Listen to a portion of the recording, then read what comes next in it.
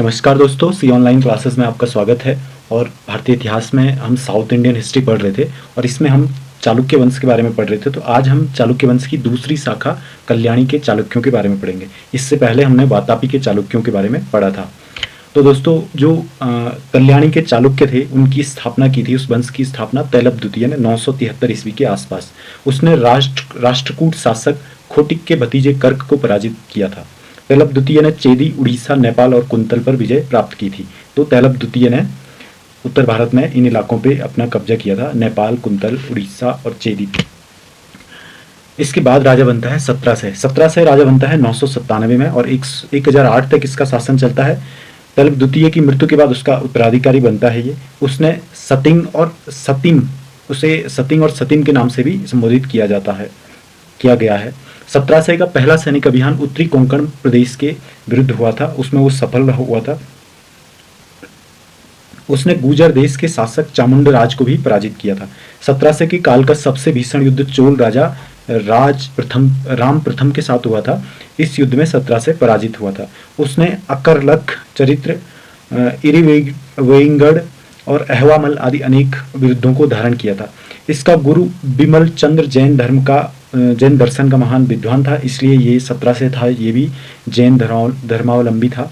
कन्नड़ कवि गदा युद्ध भी इसी के दरबार में रहते थे, उनको इसका संरक्षण प्राप्त था। इसके बाद बनता है राजा विक्रमादित्य पंचम। तो 1700 के बाद कल्याणी के सिंहासन पर विक्रमादित्य पंचम आता है। ये 1008 में गद्दी पर बैठता है। उसके समय पे मालवा के परमारों के साथ चालुक्यों का पुनः संघर्ष हुआ और वाकपतिराज मुंज की पराजय व हत्या का प्रतिशोध करने के लिए परमार राजा भोज ने चालुक्यों पर आक्रमण किया और उसने उनको परास्त भी किया। एक अभिलेख में इसकी बहन, जो ये विक्रमादित्य है, उसकी बहन अनुष्का देवी का उल्लेख मिलता है, जो किस्कांड राज्य की शासिका थी और इसे लक्ष्मी का अवतार, दान की देवी, बुद्धिमती और सत्यचरिता कहा गया है। तो ये उपनाम थे अनुष्का देवी के। अचरण द्वितीय विक्रमादित्य पंचम के बाद गद्दी पर बैठता है और अचरण विक्रमादित्य पंचम का भाई था।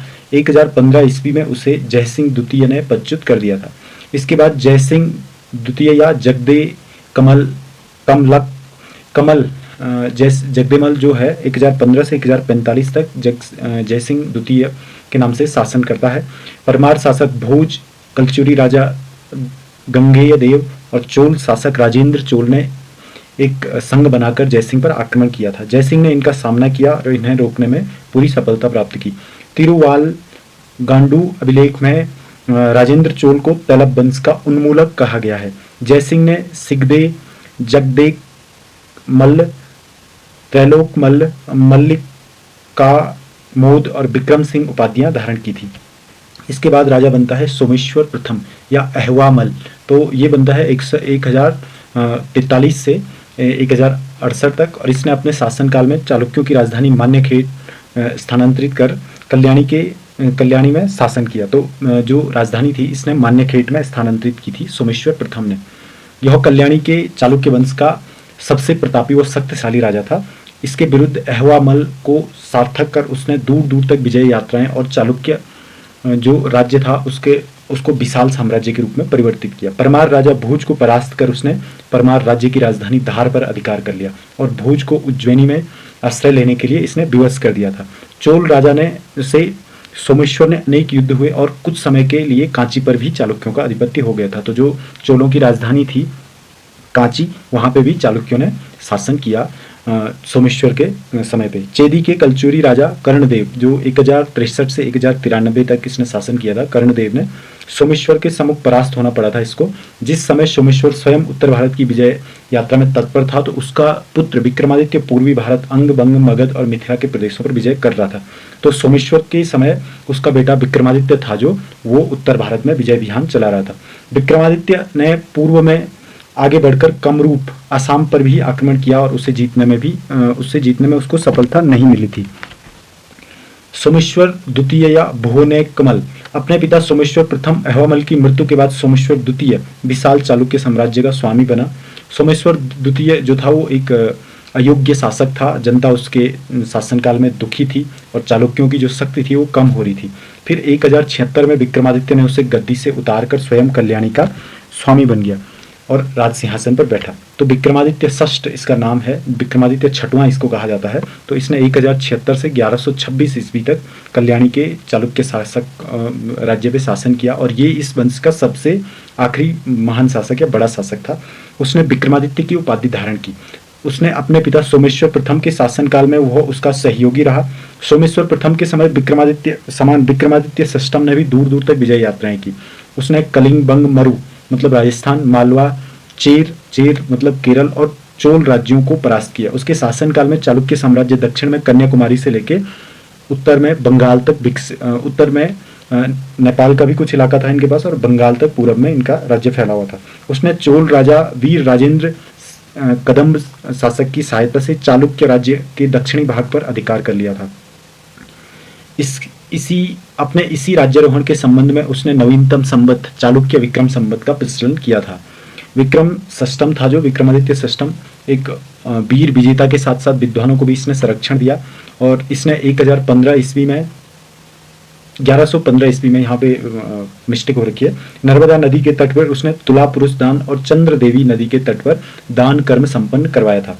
विक्रमादित्य षष्ठम ने कश्मीर के राजा राजकवि विल्हण जिसने विक्रमा देवचरित लिखा और इसने जो विल्हण है इसने इसके समय के बारे में लिखा है और इसको अमर किया है। तो एक ऐतिहासिक स्रोत इसके समय का विक्रमादेव चरित्र है। अन्य विद्वानों ने विज्ञानेश्वर थे और जिन्होंने याज्ञवल्क्य स्मृति पे मिताक्षरा नामक टीका लिखी थी। तो जो याज्ञवल्क्य स्मृति पे मिताक्षरा टीका लिखी गई थी वो विज्ञानेश्वर ने लिखी थी और वो विक्रमादित्य षष्ठम के राज्य में रहते थे। मिताक्षरा वर्तमान समय में जो हिंदू कानून है उनका मुख्य आधार माना जाता है। विक्रमादित्य षष्ठ के बाद उसका पुत्र सोमेश्वर तृतीय 1126 में राजा बनता है और उसको एक शांतिप्रिय राजा माना जाता था। उसने भूलोक मल्ल वर्ष नामक एक नवीन जो कैलेंडर था वर्ष शुरू करवाया था और ये उसने अपने राज सिंहासन पर बैठने के उपलक्ष्य में शुरू करवाया था। इसने भूलोक मल्ल उपाधि धारण की थी। सोमेश्वर तृतीय ने अपने कुल की शक्ति को बढ़ाकर नेपाल पर भी इसने आक्रमण किया था। वह राजशास्त्र, न्याय व्यवस्था, वैद्यक, ज्योतिष, रसायन तथा पिंगल सदृश विषयों पर अनेक ग्रंथों का रचयिता बताया जाता है। उसने मान स्लोलास नामक ग्रंथ की रचना की जो एक शिल्प शास्त्र ग्रंथ है। अपनी विद्वता के कारण सोमेश्वर तृतीय को सर्वज्ञभूप के रूप में भी याद किया जाता है। उसके शासनकाल में अधीनस्थ सामंतों ने चालुक्य साम्राज्य की प्रभुत्ता त्याग कर स्वतंत्र शासन करना आरंभ कर दिया था। फलस्वरूप चालुक्य शक्ति का ह्रास होने लगा।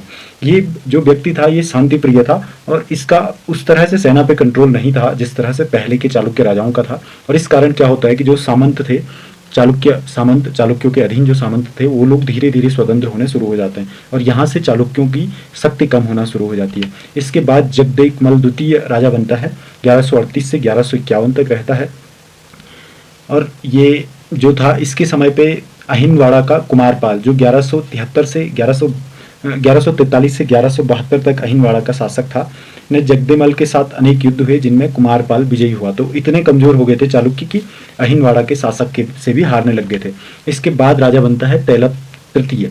तो तैलप तृतीय 1151 से 1156 तक राजा रहता है और ये जो जगदेकमल था द्वितीय था उसका पुत्र था। 1151 में जगदेकमल की मृत्यु के बाद तैलप तृतीय ने कल्याणी का सिंहासन प्राप्त किया।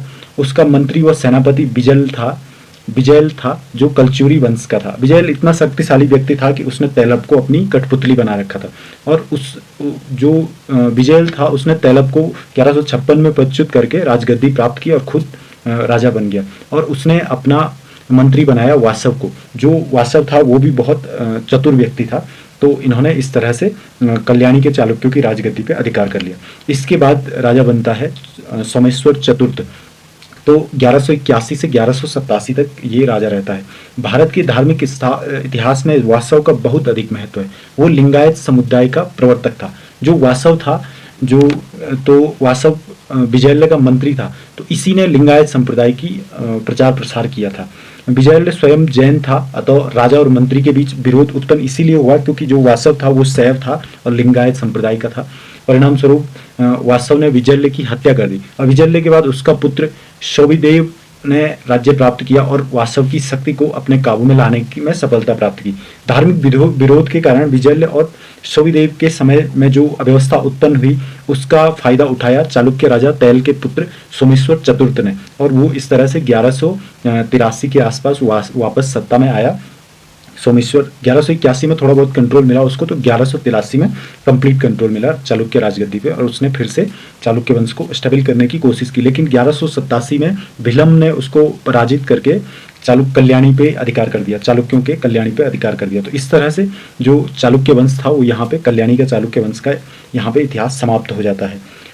तो दोस्तों अगले जो हमारा टॉपिक होगा इतिहास का, उसमें हम बेगी के चालुक्यों के बारे में बात करेंगे।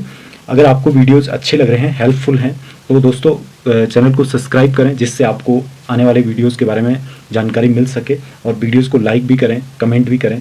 थैंक यू, जय हिंद।